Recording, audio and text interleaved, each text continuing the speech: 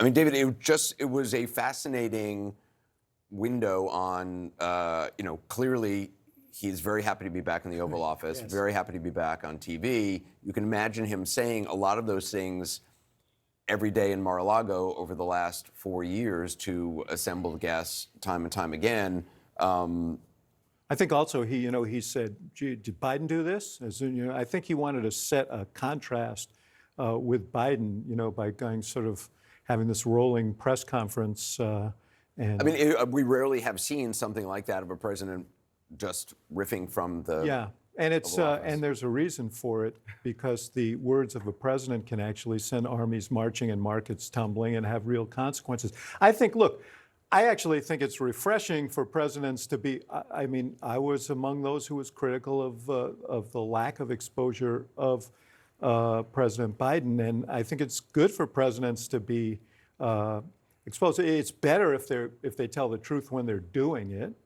And as Daniel just said, a lot of that wasn't there. But we ought to focus on the sort of headline issue here. There are a lot of consequential things he did, but that ceremony today was in the rotunda of the U.S. Capitol. Everybody here remembers what happened there 4 years ago when that mob came through. Everybody remembers the gallows. Everybody remembers the chants. Everybody remembers the assault on 160 police officers. Is that the number? And basically, he said those people were hostages. I saw him today at his rally in front of a group of families of Israeli hostages who were taken by Hamas in Gaza, and he talked about freeing the January 6th hostages. These are not hostages. These are people who either confessed or were convicted of crimes related to marauding the Capitol to try and stop the lawful process of certifying an American election. And the only defense that I can think of for this action today is that those people went there because they were told an abject lie by the President of the United States that the election had been stolen and that something improper was happening.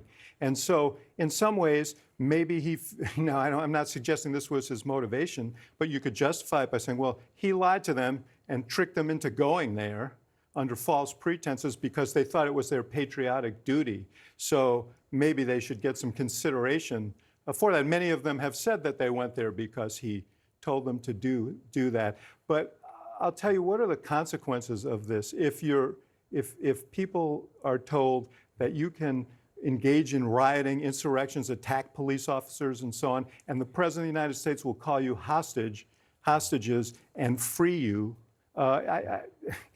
it's a hell of a way to start the next 4 years. Yeah, look, I was prepared for shock and awe. This is just shock and awful, as far as I'm concerned. I mean, if David is 100% right, this could be interpreted by some people as a green light for right-wing political violence. That's not his intention, but it can be interpreted that way. Because why do you put people in jail? 3 reasons. You want to incapacitate dangerous people, you want to punish people for doing bad stuff, and you want to deter people from doing the same thing again. It looks like the federal government is no longer in the deterrence business when it comes to right-wing political violence. That is scary to me, and I am a criminal justice fanatic. I love people coming out of prison. But usually, when somebody comes out of prison, it's not right after they beat up a cop.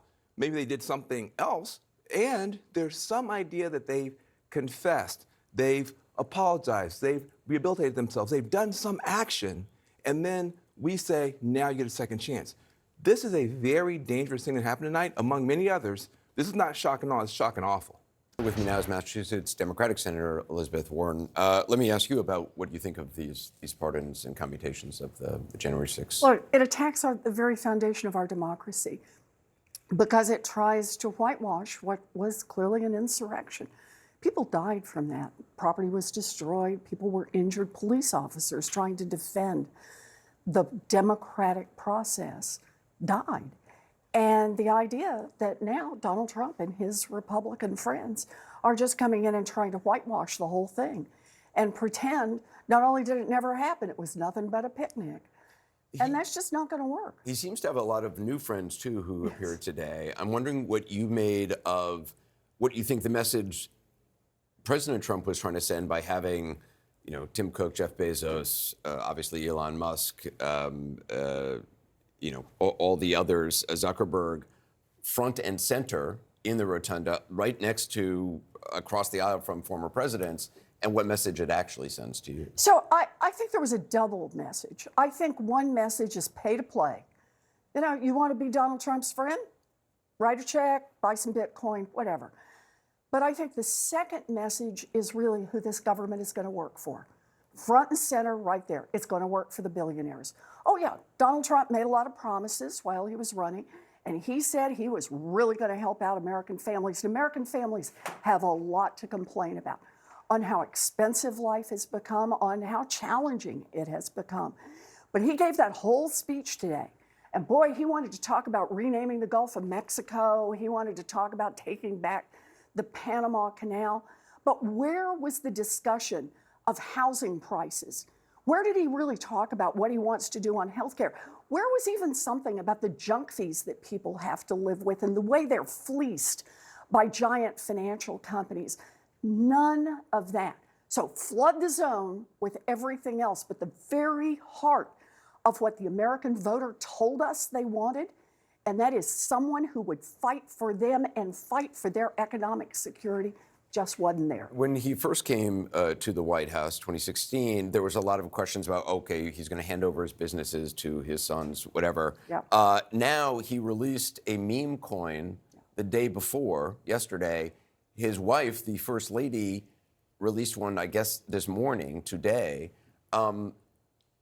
Obviously, there's questions about the crypto industry, which the government will have a role in deciding the regulation of it.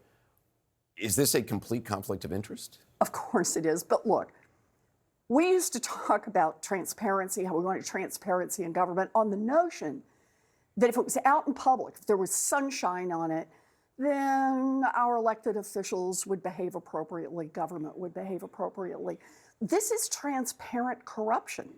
It's just right out there for everybody to see. You want to influence Donald Trump, help make him richer. You want to influence Melania Trump to influence Donald Trump, make her richer. You no longer have to sign up at the Trump Hotel. You just actually come in and make a purchase right online.